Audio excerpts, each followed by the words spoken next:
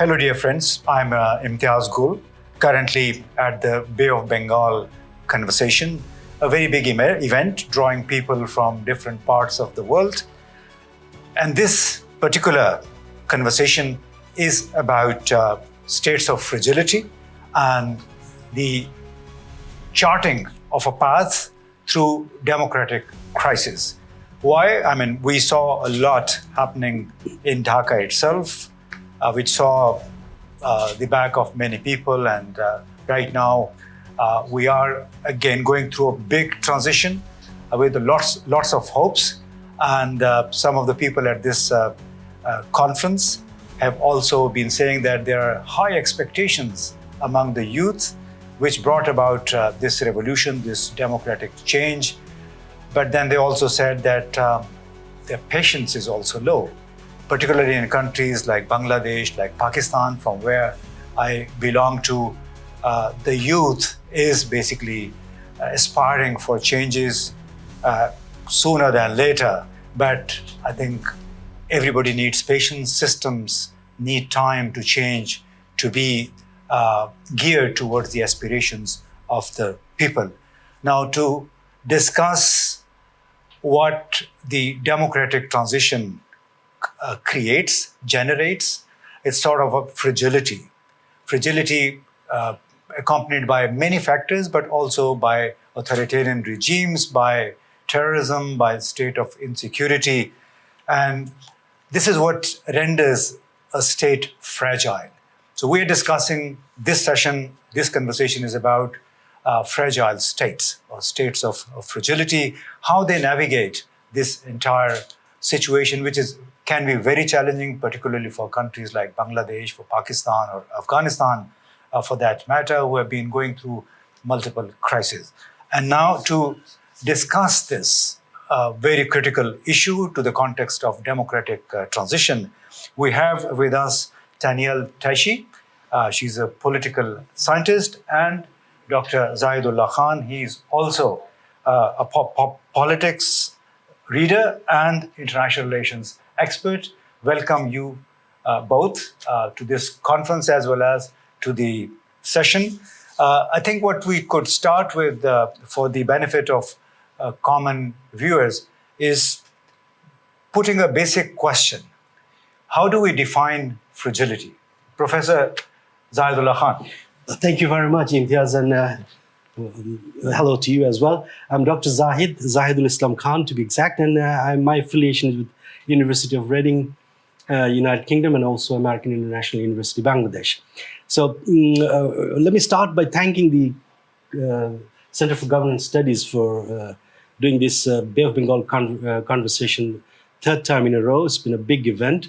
The team has been working very fine, and we have had a great opening session.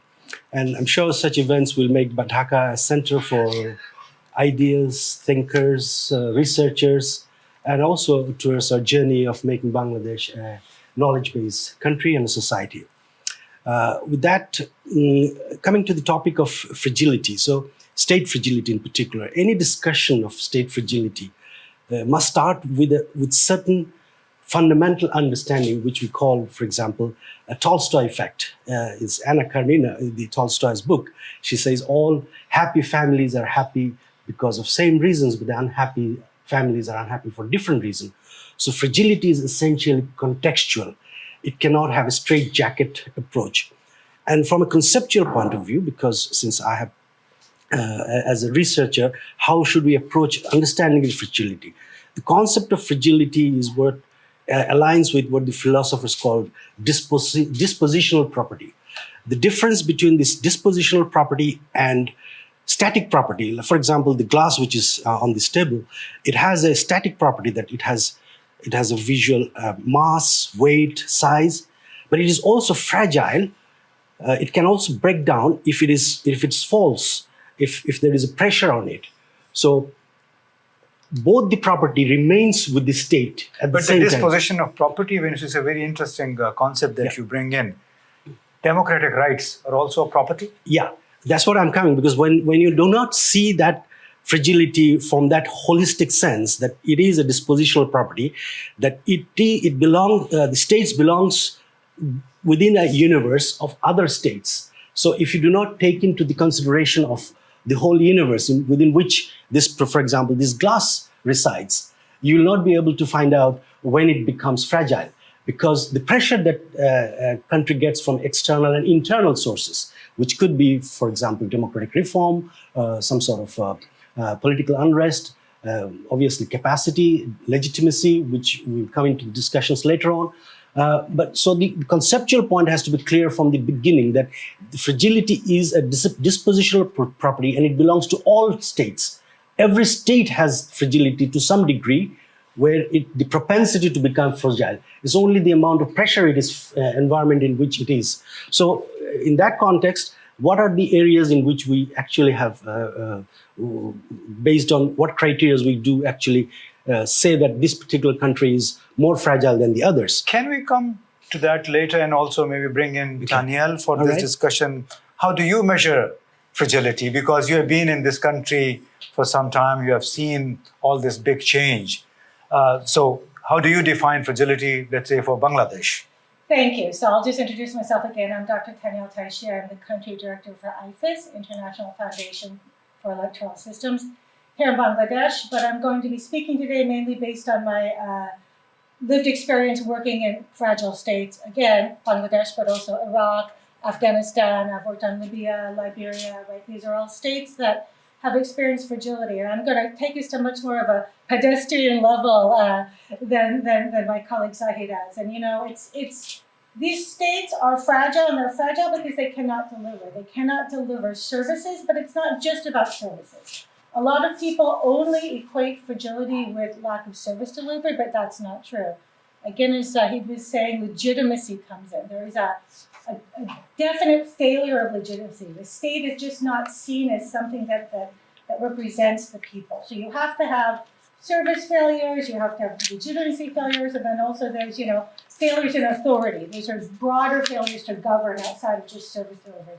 The failure to keep your people safe. These are all sort of internal, but then again, like you were saying, as states sit at the nexus of, you know, in the international system of interacting with other states, but then also the internal parts of the state, right? So also a state is fragile if it's not able to have clear and robust relations with other states, right? Maybe it's not recognized as having a functioning government. So these are all things to look at. And again, also, every fragile state is different. Not every fragile state has to have all of these things, but all of these things play a part. And if you have more of these, then you have much more of a level of fragility. Some people also define it as sort of a lack of resilience.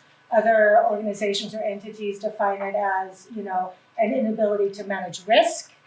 I think that, you know, we can't get too hung up on definitions because there's... But can a democratic state, which says it's a functional democracy, also lack legitimacy? Yes, absolutely. If you could name some examples?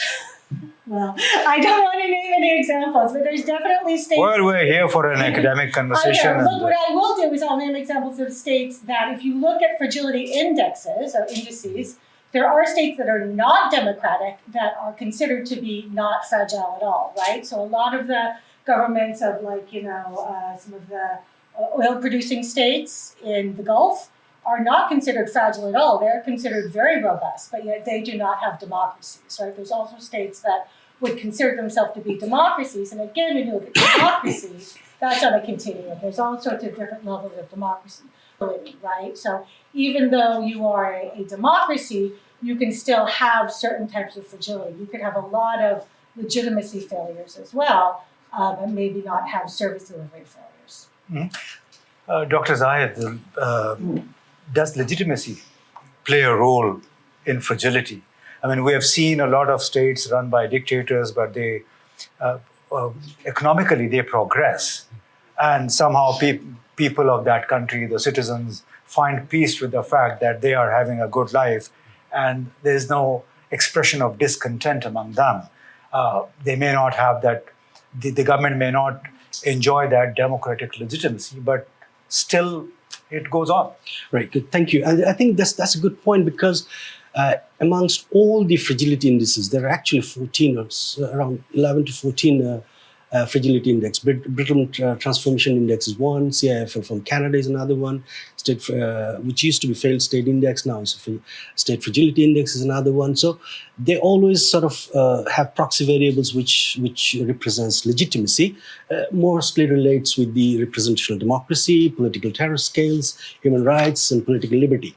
But a more fundamental question, as my panelist was hinting at, is fragility is not only about the one element, although it is a couple of elements. The capacity and legitimacy both comes together, and it can have social capacity, military capacity, the ability to give services, as she was mentioning, but overarching the quality that requires for any democratic state is, I would say, legitimacy. Because if that doesn't happen, even the institution that is supposed to give service will give service to the wrong people. Yes.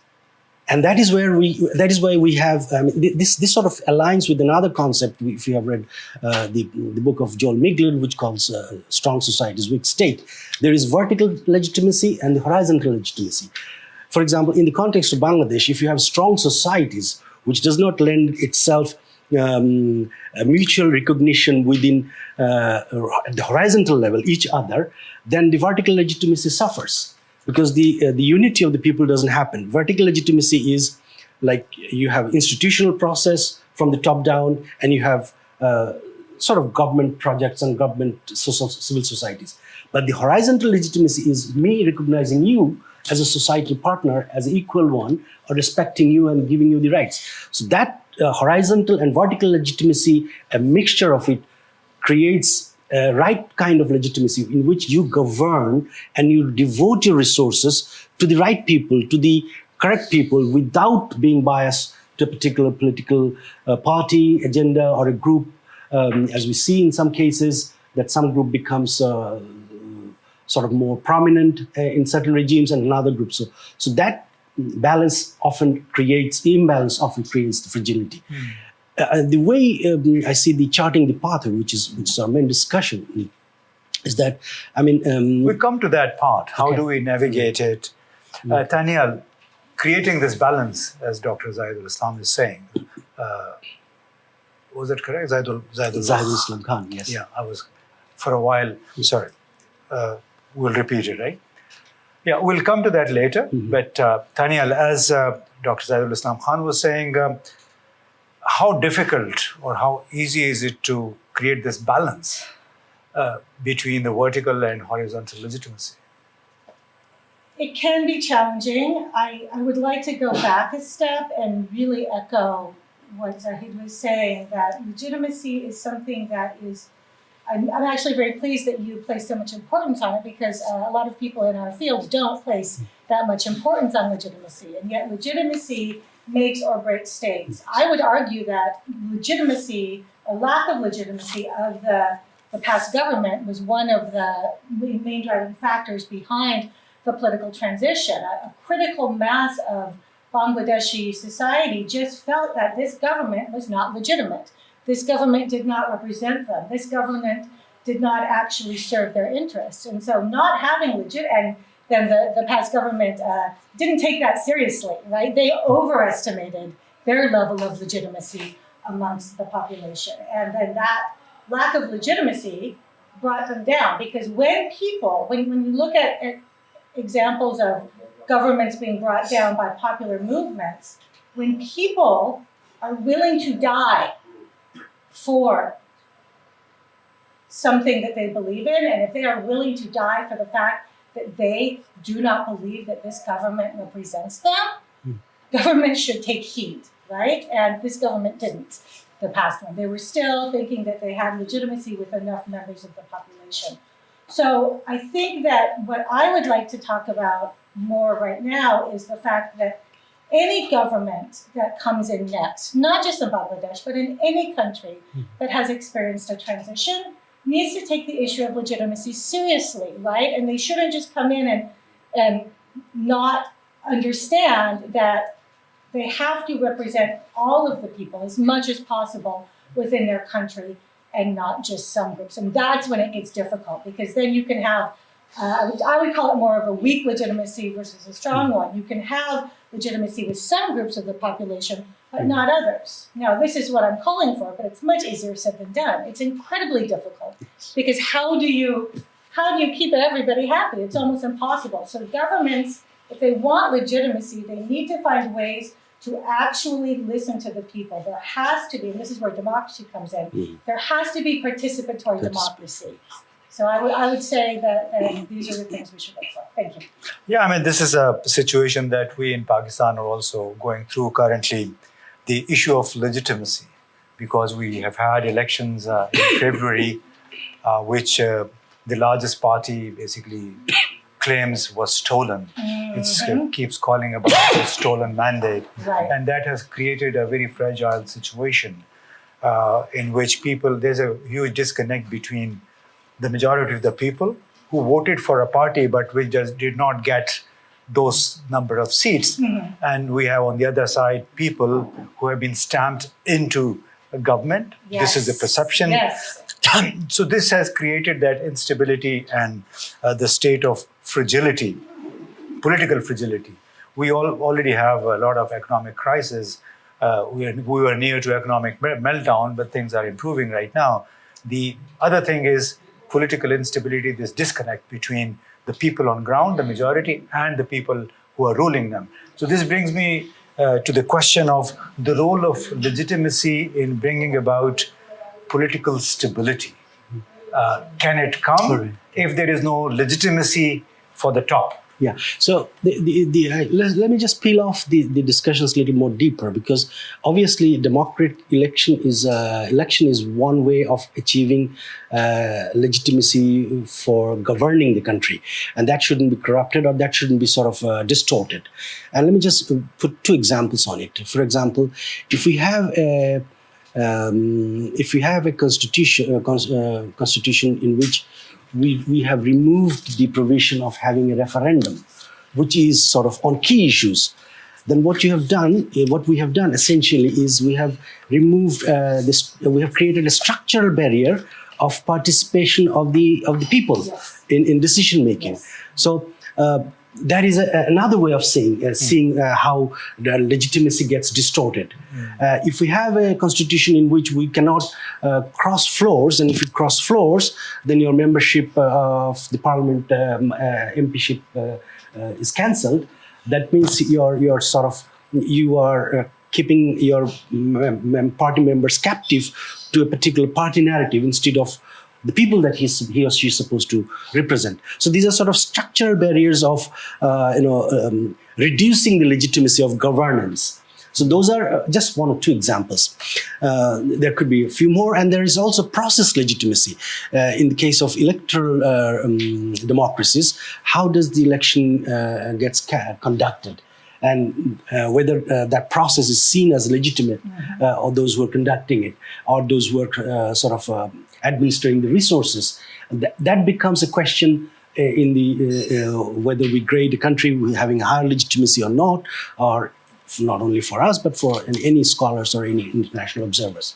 So having said that, it is as she was highlighting, it's always a very difficult task. It's just not as easy as we, saying it and getting it done, because there's a lot of interest groups. So the bottom-up approach is more appropriate, in which we have a stakeholder at the bottom who constantly pesters us that, okay, my participation is hindered. That is an ideal aspiration, right? Yeah, when you talk of a bottom-up approach. But that has happened that ideal thing has happened in the country.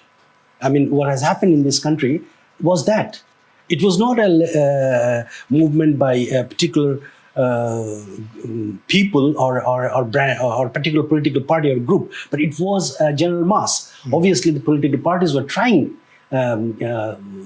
for sort of changing this thing for long, but they didn't succeed. But when the people and the mass people and the students in particular, the Gen Zs in particular, took interest on it and sort of got involved in such a mass scale throughout the country, then it became sort of apparent the change happened. So it is ideal, but it is also practical. The question is, from here, how do we translate that into the real aspirations, fulfilling those real aspirations? So this is where I wanted to bring in Taysi. Yes. So how do you transition now from this chaos, legitimacy, fragility, which was accompanied by high expectations, Yes. you know, by among the youth? Basically, they look forward, they become part of a change because they hope this could bring a change to their lives as well. Yes. So this transition, how difficult would it be for a country like Bangladesh? I mean, let's be honest here. It's going to be difficult. We're already seeing that it is difficult. However, there are ways to do it. I think that everybody has to manage their expectations, right? Everybody's saying that the students and the populace have to manage their expectations, and they're asking for too much, and they have these sky-high expectations. Well, I think that's true to a degree, but I think that the people that they have expectations of, the governance actors that they have expectations of, could also come out and interact with them a little bit more clearly, to just openly say, hey, look, there's a lot of expectations here, and we're not going to be able to meet all of them, but we can meet some of them, and we are willing to. Now, the issue is, of course, there's all these different stakeholders with competing interests, right? Yeah. Everybody knows that they want change, but they have very different ideas of what that change should look like. And there's a very compressed timeline. People are getting impatient, right? And so ideally, there would be much more time. However, everybody needs to have their expectations managed. But like I said previously, whatever government, whether it's this interim government or whatever government gets elected in the next free, fair, and credible election that Bangladesh has, this government needs to set up processes that codify participation, whether it's through referendums, whether it's through other grassroots level methods that can then come up to the top level. But there needs to be the codification of real participatory frameworks, and then it can't just stay at the codification level. It has to actually be engaged in.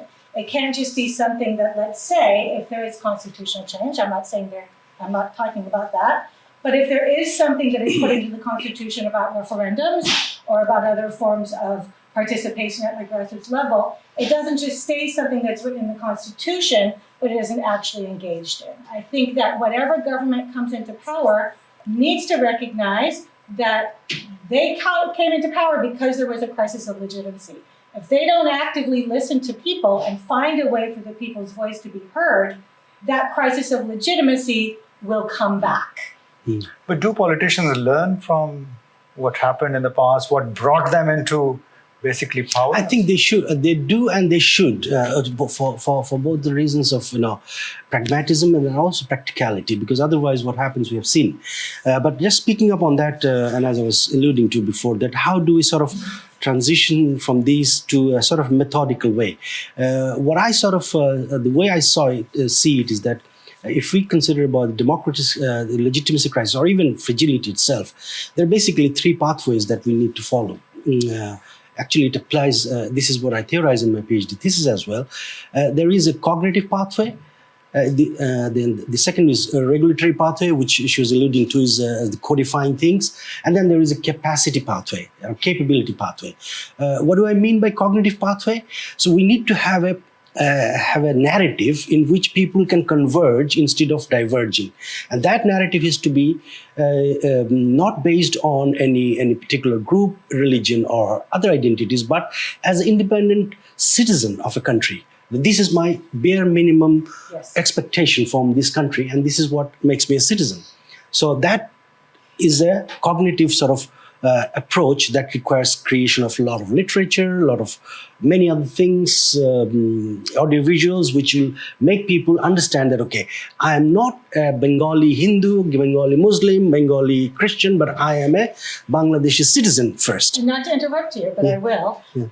This feeds into the whole national identity discussion that we don't have time to get into now, but it's something that's playing out right now. Right now, exactly. What is the identity? So that's the first sort of pathway. The second is, as she was saying rightly, because there are some important instruments that needs to be codified. codified, which I call the regulatory pathway. And that needs to be aligned not only with the national standards contextually, but also international standards. We have already done some of it, like signing the Enforced Disappearance Act, and how does it get operationalized, or human rights violations, whether we'll, or how much of the international standard of those we'll be able to sort of implement in the country. That needs to be thought through and codified in different instruments, including the Constitution, some of which already there.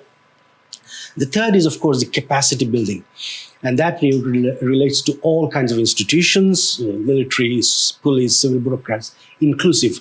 And that once we have addressed those, the other two parts, that we have created a national identity in which it is aligned with the national goals, then those institutions will actually function and deliver, and then make the transition and put us to the path where we want to go. Otherwise, we'll again get, in some way. So these are sort of there are literatures on it, there are write-ups on it.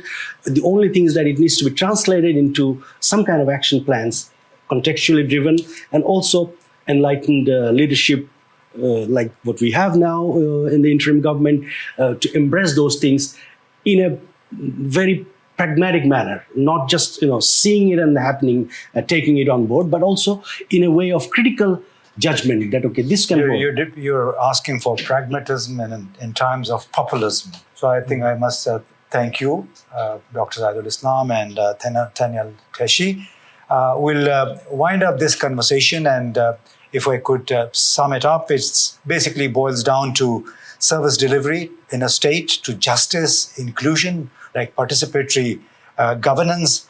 And if the governance is non-inclusive, as we see in many countries, it creates a crisis of legitimacy. And it can also a crisis of legitimacy can render a state into a fragile state, just because it is one of the major contributing factors. So I think this is what we all aspire, that wherever, as our panelists also hinted, that it has to be a participatory governance structure, catered to the needs of the citizens, all citizens, and equal citizenry right basically should be at the center of the governance, and then perhaps it can take care of many other things. This is the crux of the conversation at this session of the Bay of Bengal conversation. Thank you very much.